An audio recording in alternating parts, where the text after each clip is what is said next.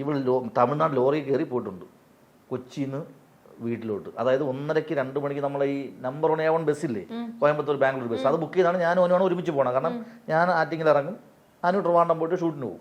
അപ്പം ചില സമയത്ത് ഈ ബസ് ഡിലേ ആവും, 3 മണി 3:30 ആവും അവിടെ എന്തെങ്കിലുമൊക്കെ പണിയിടക്കുന്നുണ്ടാക്കുക. അപ്പോൾ ആ സമയത്ത് പോയാൽ ഇവർക്ക് രാവിലെ ഷൂട്ടിന് കയറത്തൂല.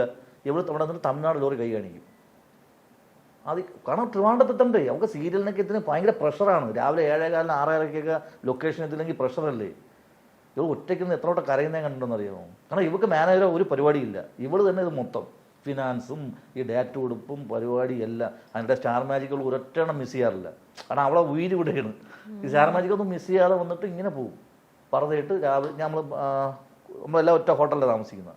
അപ്പോൾ ഇവള് ഒരു അപ്പം 9:30 ഷൂട്ടൊക്കെ ചെന്ന് കിടന്നുറങ്ങിയാൽ 1:30 ആകുമ്പോഴത്തേക്ക് ഇവൾ അലാറം വെച്ച് ഇവൾ എണീറ്റ് വിളിച്ച് നമ്മൾ രണ്ടും ഒരുമിച്ച് തൊട്ടടുത്താണ് ബസ്. അവിടെ നിന്ന് കയറി ഇവിടെ ബസ്സിൽ കയറി ആ സെക്കൻഡ് അവിടെ ഇരുന്ന് ഉറങ്ങി നേരെ പോയി അടുത്ത ലൊക്കേഷൻ. അത്രയ്ക്ക് അവൾ ഒരുപാട് ഞാൻ കണ്ടിട്ടുള്ള കേസാണ്. അപ്പം നമുക്ക് അതുകൊണ്ട് അറിയാം എല്ലാം ഇതും അത്രയും ഓടി നിന്ന്. അതുകൊണ്ടാണ് അവൾ പിന്നെ അവൾ എൻ്റെ അടുത്ത് പറഞ്ഞു, ചേട്ടാ അവളെ ഫാമിലി എന്നൊക്കെ പറഞ്ഞാൽ അച്ഛൻ്റെ കാര്യം അമ്മയുടെ കാര്യം ഇവള് അതായത് ഇപ്പം പറഞ്ഞു, ചേട്ടാ എനിക്ക് കല്യാണം കഴിക്കാനുള്ള എല്ലാം. കാരണം അവൾ വീട്ടുകാരെ ആശ്രയിക്കുന്നില്ല, കാരണം അവൾ അത്രയും കഷ്ടപ്പെട്ട് വന്ന ഒരു ഇതാണ്. അപ്പം അതുകൊണ്ട് എനിക്ക് സന്തോഷമേ ഉള്ളൂ.